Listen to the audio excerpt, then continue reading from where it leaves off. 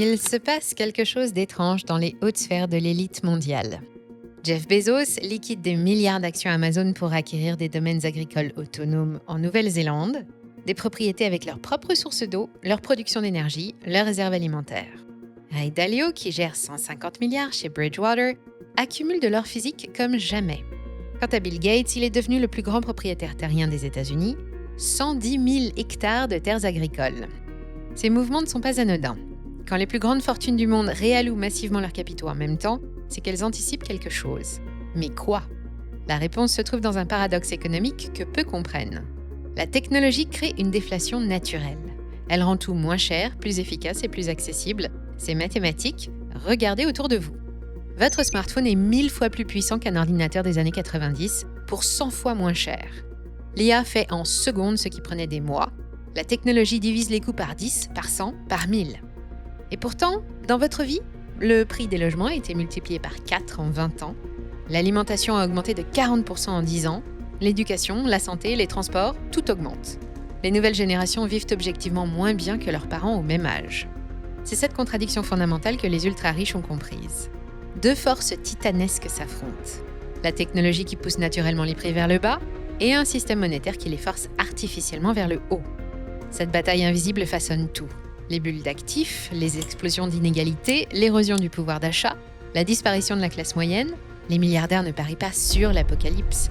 Ils se positionnent simplement du bon côté de l'histoire économique. Et c'est là que ça devient capital pour vous. Parce que la bataille entre déflation technologique et inflation monétaire va créer des gagnants et des perdants, massivement. Et pendant que votre banquier vous conseille toujours la même chose, livret A, assurance vie, PEL, les ultra-riches, eux, agissent. Dans cette vidéo, je vais vous expliquer exactement ce qui se joue, pourquoi votre épargne est en danger, mais surtout comment vous, humble particulier, pouvez comprendre leur stratégie et l'adapter à votre échelle. Mais avant de commencer, laissez-moi vous parler du meilleur investissement, peu importe les conditions de marché. L'investissement en vous-même et en vos idées. En effet, vos idées valent de l'or et elles méritent de ne pas être oubliées. Et pour ça, nous vous avons dégoté un outil de prise de notes tout en un révolutionnaire, le Plod Note Pro. Grâce au Plod Note Pro, prenez des notes en 4 dimensions pour ne rien oublier de vos réunions importantes ou de vos éclairs de génie. Enregistrez en continu jusqu'à 50 heures d'audio, capturez des images pour illustrer vos pensées, ajoutez directement du texte et surlignez les passages les plus importants en une seule pression du bouton Highlight dédié. Résumez efficacement avec votre assistant IA Ask Plod et récupérez to-do list et informations clés. Découvrez également les résumés multidimensionnels qui vous donnent des points de vue différents, le tout via une interface fluide meilleure que les applis d'enregistrement classiques et un stockage cloud hautement sécurisé, conforme RGPD et HIPAA. Le Plod Note Pro est une merveille technologique au design métallique élégant, aussi fin qu'une carte de crédit et plus léger qu'une paire de lunettes, avec un écran Instant View AMOLED de 0,95 pouces, un micro capable d'enregistrer jusqu'à 5 mètres sans bruit de fond et un système magnétique pour se fixer facilement à votre smartphone via MagSafe ou les accessoires inclus. Cliquez sur le lien en description pour explorer le Plod Note Pro et bénéficier d'une remise de 20% sur les autres produits grâce à l'offre spéciale Money Radar.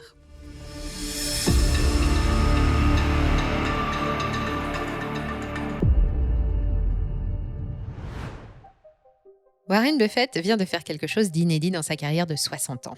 L'homme qui répète depuis toujours « Notre période de détention préférée et pour toujours » a liquidé pour 184 milliards de dollars d'actions en 3 ans. Du jamais vu. Berkshire Hathaway détient maintenant 382 milliards en cash, 57% du portefeuille total en liquidité, un record historique. Buffett n'est pas le seul à agir étrangement. Mark Zuckerberg construit un complexe de 5000 m² à Hawaï. Les plans révèlent des bunkers souterrains, des systèmes de filtration d'air, des réserves alimentaires pour plusieurs années. Coût estimé 270 millions de dollars pour un projet familial. Peter Thiel, cofondateur de PayPal, a obtenu la citoyenneté néo-zélandaise et y a acheté 193 hectares. Larry Ellison possède 98% de l'île de Lanai à Hawaï. Reid Hoffman, cofondateur de LinkedIn, a publiquement déclaré préparer des plans de sortie des États-Unis. Dans le même temps, les family offices et les grandes banques rapportent que leurs allocations ont radicalement changé depuis 2022. Moins d'actions, moins d'obligations, plus de matières premières, de terres agricoles, de métaux précieux, de l'or physique notamment, pas des ETF or, de l'or physique, stocké dans des coffres privés. BlackRock, le plus grand gestionnaire d'actifs au monde, accumule massivement de l'immobilier résidentiel, des quartiers entiers rachetés aux États-Unis. Rien qu'en 2024, ils ont investi 120 milliards dans la pierre, et il prévoit d'atteindre 1000 milliards d'actifs immobiliers d'ici 2030. Ces mouvements ont un point commun, la fuite des actifs papier vers des actifs tangibles. Actions, obligations, devises, tout ce qui est papier est vendu. Terre, or, immobilier, matières premières, infrastructures critiques, tout ce qui est réel est acheté. Ray Dalio, le fondateur de Bridgewater, résume la situation. Cash is trash. L'argent liquide est une poubelle. Venant de l'homme qui gère 150 milliards, ça interpelle un peu. Alors pourquoi maintenant ? Qu'est-ce qui pousse les esprits les plus brillants de la finance à restructurer leur fortune de manière aussi radicale ? Ces gens comprennent une équation simple, une équation dont personne ne parle. Celle de la déflation technologique. Prenons un exemple concret. En 1980, stocker 1 gigaoctet de données coûtait 300 000 $. Aujourd'hui, moins de 3 centimes. C'est une division par 10 millions. Pas par 2, pas par 10, par 10 millions. D'ailleurs, cette question, on l'analyse régulièrement dans notre newsletter gratuite. Parce que 55% des Français veulent renforcer leur culture financière en 2025, mais très peu savent comment se positionner face à ces bouleversements. Tous les mardis, on vous envoie un récap complet des marchés, l'analyse d'une action à potentiel et surtout le décryptage des vraies tendances qui impactent votre argent. Pendant que les ultra-riches restructurent leur fortune en silence, vous méritez d'avoir accès aux mêmes informations. L'inscription est 100% gratuite, le lien est en description. Rejoignez les 45 000 membres qui ont déjà fait le choix de comprendre plutôt que de subir. Mais revenons-en à nos moutons. Cette chute vertigineuse des coûts n'est pas une anomalie, c'est la règle. L'énergie solaire a vu son prix divisé par 500 depuis 1975. Le coût du séquençage ADN est passé de 100 millions de dollars à 100 $, une division par 1 million en 20 ans. Ce phénomène s'explique par 3 lois fondamentales du progrès technologique. D'abord, la loi de Moore. La puissance de calcul double tous les 18 mois pour le même prix. Cette progression exponentielle transforme l'impossible en banal. Ce qui nécessitait un superordinateur à 10 millions de dollars tient maintenant dans votre poche. Puis, les économies d'échelle. Plus on produit, moins ça coûte unitairement. Tesla produit une voiture électrique en 10 heures. Il y a 10 ans, il en fallait 100. Résultat, les prix chutent mécaniquement. Enfin, la dématérialisation. Votre smartphone remplace une caméra, un GPS, une encyclopédie, un baladeur, une console de jeu, une banque, des milliers d'euros d'équipement condensés dans un appareil à 500 €. Ces forces combinées créent une spirale déflationniste imparable. L'intelligence artificielle en est l'exemple parfait. ChatGPT peut générer en secondes ce qui demandait des semaines à une équipe de consultants. Des millions d'emplois menacés et des services entiers deviennent gratuits. L'automatisation industrielle suit la même trajectoire. Un robot qui coûtait 500 000 $ en 2000 en coûte 50 000 aujourd'hui. Et il travaille 24 heures sur 24 sans pause, sans erreur, sans salaire. Les implications sont monumentales. Amazon a détruit le commerce traditionnel en divisant les coûts de distribution. Uber a fait la même chose avec les taxis. À chaque fois, le modèle est identique. Utiliser la technologie pour diviser les coûts par 10, puis conquérir le marché. Dans un monde rationnel, cette déflation technologique devrait créer une ère d'abondance sans précédent. Les prix devraient s'effondrer, le pouvoir d'achat devrait exploser, la semaine de travail devrait se réduire drastiquement. Mais ce n'est pas ce qui se passe, au contraire. Comment est-ce possible dans un monde où la technologie divise les coûts de production ? La réponse est simple. Notre système monétaire lutte activement contre la déflation, il a besoin que les prix montent. C'est une question de survie. Pour comprendre cette guerre entre technologie et monnaie, il faut revenir au moment où tout a basculé. 15 août 1971, Richard Nixon apparaît à la télévision américaine et en quelques mots, il change le cours de l'histoire économique mondiale. I have directed Secretary Connally to suspend temporarily the convertibility of the dollar into gold or other reserve assets. Nous suspendons temporairement la convertibilité du dollar en or. Temporairement. 53 ans plus tard, cette suspension est toujours en vigueur. Ce jour-là, l'humanité entre dans une expérience monétaire sans précédent.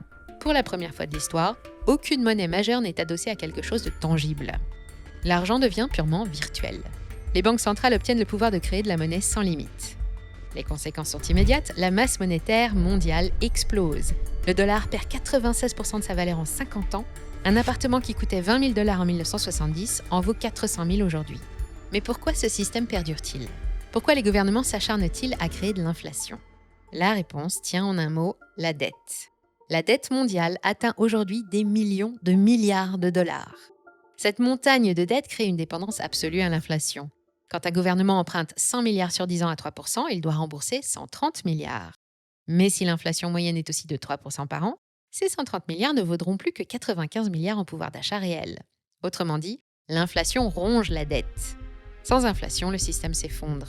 Les États ne peuvent plus rembourser, les entreprises surendettées font faillite, les banques explosent. C'est la déflation des années 1930 en pire. Les banques centrales ont donc une obsession, maintenir l'inflation coûte que coûte. Quoi qu'il en coûte. Fed, BCE, Banque du Japon, toutes ciblent 2% d'inflation minimum. Quand l'économie ralentit, elles baissent les taux et quand ça ne suffit pas, elles impriment. Quantitative easing, assouplissement monétaire, helicopter money, les noms changent, le principe reste, créer de l'argent pour maintenir les prix en hausse. Depuis 2008, les banques centrales ont créé 25 000 milliards de dollars. C'est plus que tout le PIB américain. Et cet argent n'a pas disparu, il a gonflé les prix des actifs. Actions, obligations, immobilier, tout a explosé. Le SP500 a été multiplié par 6 depuis 2009. Les prix immobiliers dans les grandes villes ont doublé, triplé, quadruplé. Cette inflation d'actifs enrichit mécaniquement les détenteurs de capital. Si vous possédiez 1 million en actions en 2009, vous avez 6 millions aujourd'hui, sans rien faire, juste en profitant de la planche à billets. Pendant ce temps, les salaires stagnent. Le salaire médian américain a progressé de 15% en 20 ans, l'immobilier de 150%, l'éducation de 200%, la santé de 250%. Les riches possèdent des actifs qui s'apprécient avec l'inflation monétaire. Les classes moyennes touchent des salaires qui ne suivent pas et l'écart se creuse mécaniquement. Mais le plus pervers dans ce système, c'est qu'il punit l'épargne. Mettre de l'argent de côté, c'est garantir de perdre son pouvoir d'achat. Les taux sur les livrets sont inférieurs à l'inflation, votre épargne fond comme neige au soleil. C'est exactement ce que Ray Dalio voulait dire avec son « cash is trash ». D'ailleurs, j'en profite. Si ce format d'analyse économique vous plaît, pour nous soutenir, c'est simple, c'est gratuit et c'est puissant. Il suffit de vous abonner et d'activer la cloche. Pour en revenir au sujet, ce château de cartes tient tant que la musique continue. Mais le problème, c'est que la technologie refuse de jouer cette mélodie. Elle pousse les prix vers le bas pendant que les banques centrales les poussent vers le haut. Cette guerre entre déflation naturelle et inflation artificielle ne peut avoir que 3 issues. Premier scénario, l'hyperinflation. Les banques centrales accélèrent la création monétaire pour contrer la déflation technologique. La planche à billets tourne de plus en plus vite, les prix s'envolent, le pouvoir d'achat s'effondre, l'épargne est anéantie. Ce scénario s'est déjà produit. Allemagne, 1923, Zimbabwe, 2008, Venezuela, 2018. À chaque fois, le schéma est identique. Face à une crise, l'État imprime massivement. La monnaie perd sa valeur, les prix doublent chaque jour, les gens utilisent des brouettes de billets pour acheter du pain. Les signaux avant-coureurs sont déjà visibles, l'inflation officielle sous-estime la réalité. Les méthodes de calcul ont été modifiées pour minimiser les chiffres, l'immobilier, l'éducation, la santé ne sont plus correctement comptabilisés et l'inflation réelle dépasse largement les statistiques officielles. Donc ce que vous proposez comme d'habitude, c'est de la poudre de perlimpinpin. Deuxième scénario, la déflation brutale. Les banques centrales perdent le contrôle, la technologie l'emporte, les prix s'effondrent, les entreprises endettées font faillite en cascade, le chômage explose. C'est la Grande Dépression version 2.0. Ce scénario terrifie les économistes. Dans un monde endetté à 350% du PIB, la déflation signifie l'apocalypse financière.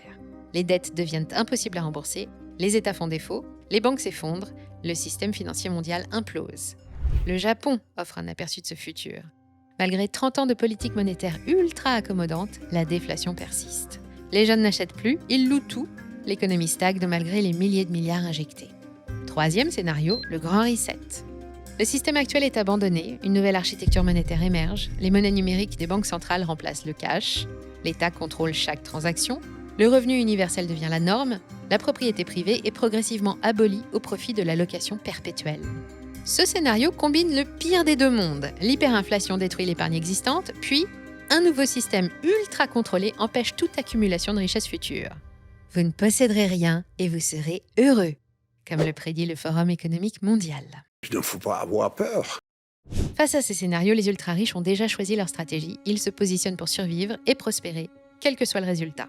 Première règle, accumuler ce qui ne peut pas être imprimé. Les terres agricoles de Bill Gates, l'or physique de Ray Dalio, les matières premières des family offices. Ces actifs conservent leur valeur dans tous les scénarios. Deuxième règle, contrôler les ressources essentielles. Eau, nourriture, énergie. Les complexes autonomes de Bezos et Zuckerberg ne sont pas des lubies de milliardaires paranoïaques. Ce sont des assurances contre l'effondrement des chaînes d'approvisionnement. Troisième règle, diversification géographique. Nouvelle-Zélande, Singapour, Suisse, les ultra-riches répartissent leurs actifs dans des juridictions stables, loin des tensions géopolitiques. La bonne nouvelle, c'est que vous n'avez pas besoin d'être milliardaire pour appliquer ces principes. Voici les actions concrètes que tout le monde peut faire à son échelle. D'abord, réduire votre exposition au système bancaire traditionnel. Les comptes courants et livrets A sont des pièges. L'inflation réelle dépasse largement les taux proposés. Chaque année, votre épargne perd 5 à 10% de pouvoir d'achat. Ensuite, diversifier vers des actifs tangibles. L'or physique reste accessible, les ETF sur matières premières aussi. Même un petit potager représente une forme de résilience alimentaire. L'important est de posséder du réel, pas du papier. L'immobilier locatif, malgré ses contraintes, reste une protection contre l'inflation. Les loyers s'ajustent, la dette de votre crédit s'efface avec l'inflation. C'est exactement ce que fait BlackRock à grande échelle. Les compétences sont le meilleur investissement. Apprendre à produire, réparer, créer de la valeur sans dépendre du système. Les métiers manuels, longtemps dévalorisés, redeviennent précieux. Un plombier sera toujours nécessaire. Enfin, au moins jusqu'à ce que les robots humanoïdes le remplacent lui aussi. La technologie continuera sa marche vers la déflation, les coûts continueront de chuter. L'intelligence artificielle, l'énergie renouvelable, l'automatisation vont accélérer le phénomène. Les banques centrales gagneront peut-être quelques batailles, mais elles perdront la guerre. Les ultra-riches l'ont compris. Leurs mouvements massifs vers les actifs réels ne sont pas des caprices de milliardaires, ce sont les signaux d'alarme d'un changement de paradigme imminent. La question n'est pas de savoir si le système actuel va craquer, la question est quand et comment. Le temps presse, la fenêtre pour agir se ferme. Les prix des actifs réels montent déjà. L'or, les terres, l'immobilier deviennent inaccessibles aux classes moyennes. Dans 5 ans, il sera trop tard. Ceux qui auront compris et agi regarderont avec pitié ceux qui auront préféré le confort de l'ignorance à l'inconfort de la vérité. Les règles du jeu ont changé. À vous de décider si vous voulez continuer à jouer avec les anciennes ou apprendre les nouvelles pendant qu'il en est encore temps. Alors, à votre avis, vers quel avenir pensez-vous qu'on se dirige ? Dites-le moi en commentaire, je lis absolument tout. Si cette vidéo vous a appris quelque chose, likez-la maintenant. On se retrouve très bientôt pour une nouvelle vidéo et d'ici là, protégez votre argent. On touche à la fin de cette vidéo, mais ne manquez pas le Plod Note Pro de Plod.ai. Transcrivez et synthétisez vos entretiens ou idées à partir de 189 €. Cliquez sur le lien en description pour en savoir plus sur le Plod Note Pro et obtenez une réduction via l'offre exclusive de Money Radar.